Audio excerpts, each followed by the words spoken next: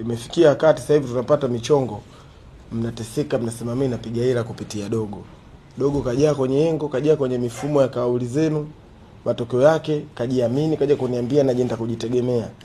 Wiki 2 tu. Hakuna hata wale wote waliozungumza, hamna hata mmoja ambaye alikuwepo naye. Hauna ongopa mzee. Ni kweli mzee wangu. Kwa mnamuumiza, mnampotosha. Rafiki yake ni mimi ujanja. Sasa hivi hata nikimuuliza nguo zake, kwa sababu aliondoka na pamba zake, ziko wapi? Ziko nyumbani kwa brother. Tutazifuata.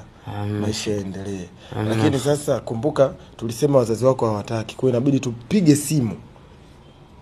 Tuombe ruhusa. Tunaanza na kaka yako kwanza ajue kwamba bwana umerudi. Sisi tumeelewana. Sasa mbu. Jikune. Sijui ukimwi. Unasema? Sijui ukimwi. Ukimwi ukashwa na mguu na ukimwi. Sijui. Ngoja kwanza tuzungumze na kaka yake huyu akuzaliwa tumsikie. Utasemaje? Bwana Paulo wewe. Paulo.